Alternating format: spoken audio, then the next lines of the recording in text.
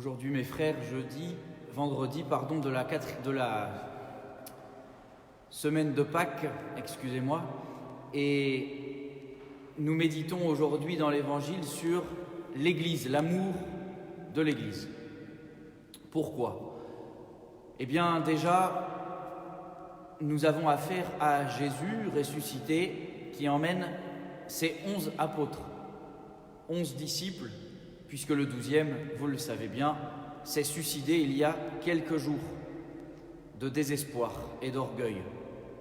Judas. Il n'en reste donc que 11 choisis par Jésus pour le représenter dans le monde à partir d'aujourd'hui. Jésus, aujourd'hui, dans l'Évangile, n'emmène pas avec lui les saintes femmes, il n'emmène pas avec lui tous les autres disciples, les disciples d'Emmaüs, par exemple, qui sont revenus à Jérusalem. Non, il y a seulement les 11 apôtres. Et Jésus ne les emmène pas n'importe où, c'est sur une montagne qu'il se révèle à eux et qu'il leur donne l'enseignement d'aujourd'hui. Et c'est toujours sur une montagne que Dieu donne ses commandements les plus importants. Ça a toujours été le cas et ça l'est aujourd'hui. Rien que l'introduction de cet évangile sur une montagne doit tout de suite attirer notre attention et nous devons ouvrir grand nos oreilles parce que ce qui va être dit est fondamental. Les 10 commandements ont été reçus sur la montagne du Sinaï. Le discours du pain de vie a été prononcé sur une montagne. Le Golgotha lui-même est un monticule. Et aujourd'hui, c'est sur une montagne que Jésus donne son enseignement aux 11 apôtres. Que dit-il ? 3 choses. Je vous donne, moi, le Christ ressuscité, qui va monter au ciel bientôt, je vous donne pouvoir sur la terre. Je vous donne précisément à vous les apôtres, pas à tout le monde, mais vous les apôtres, 3 pouvoirs, 3 choses qui m'appartiennent et que je vous donne par délégation de pouvoir. Allez, enseignez toutes les nations, l'enseignement. De toutes ces nations, une fois enseignées, faites des disciples et baptisez-les. Enseignement et sacrement. Et à tous ceux qui auront été enseignés et baptisés, apprenez-leur et guidez-les dans mes commandements. Tout ce que je vous ai commandé de faire et de dire, faites-le respecter. Le pouvoir de diriger, de gouvernement. Jésus donne aujourd'hui aux apôtres les 3 pouvoirs à la base de l'Église catholique. Enlevez un de ces pouvoirs, vous n'êtes plus dans l'Église catholique. Refusez un de ces pouvoirs, vous n'êtes plus catholique. Parce que ce n'est pas l'Église, ce ne sont pas les papes qui petit à petit, dans un souci de monarque absolu, se sont attribués ces pouvoirs.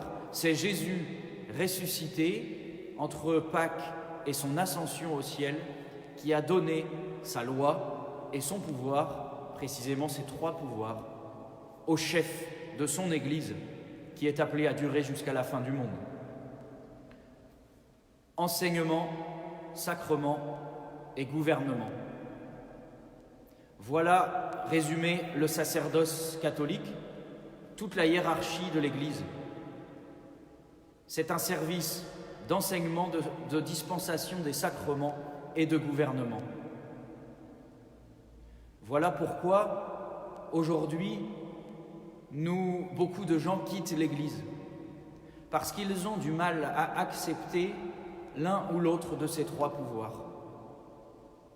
Comme on a du mal à accepter aujourd'hui que seuls des hommes, des mâles, choisis par Dieu, puissent avoir ce pouvoir de dispenser les sacrements et de même de les confectionner, notamment à la messe. On voudrait parfois, dans l'Église, marier les prêtres, ou même parfois ordonner des femmes, pourquoi pas ? Cela, mes frères, n'arrivera jamais. Parce que la loi du Christ est irrévocable.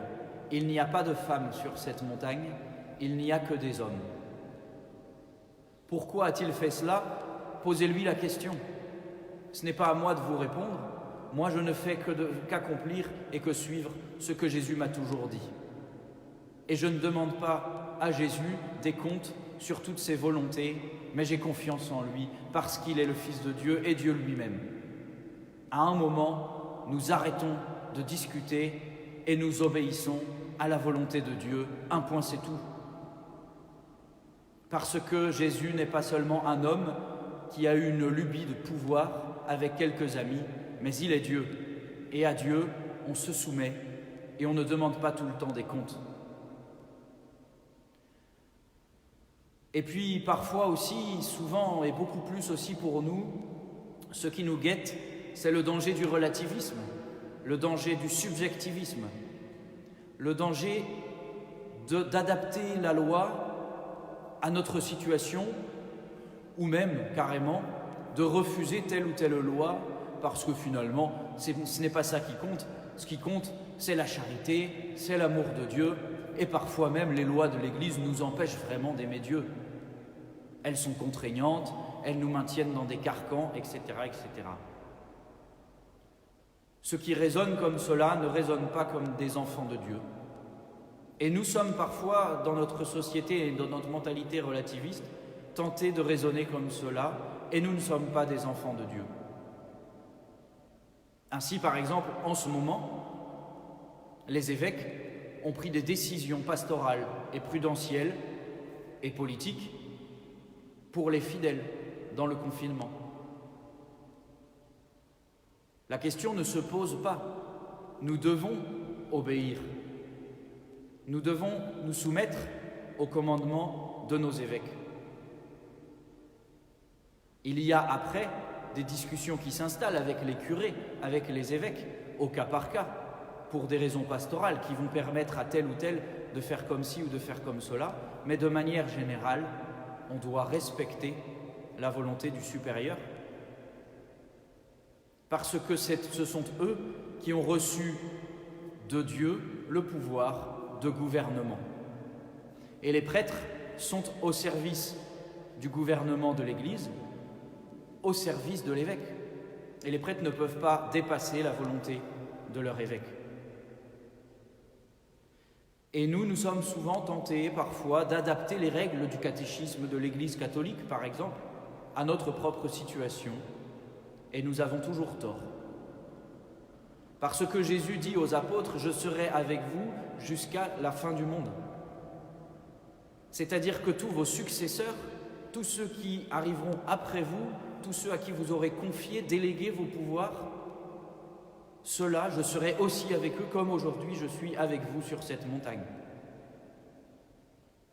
Mes frères, aujourd'hui, aimons les trois pouvoirs de l'Église et les trois pouvoirs que les prêtres ont reçus par délégation de leur évêque, de gouverner une petite partie du troupeau. Soyons reconnaissants à Dieu de toute cette magnifique hiérarchie de service qui nous amènera, si nous sommes fidèles en ces trois choses, en ces trois points, si nous sommes fidèles aux enseignements de l'Église, à ses sacrements et à sa vie sacramentelle et à son gouvernement, alors nous sommes sûrs et certains de rejoindre un jour le Christ glorieux dans le ciel, parce que qui suit l'Église suit le Christ, ainsi soit-il. Au nom du Père, du Fils et du Saint-Esprit, ainsi soit-il.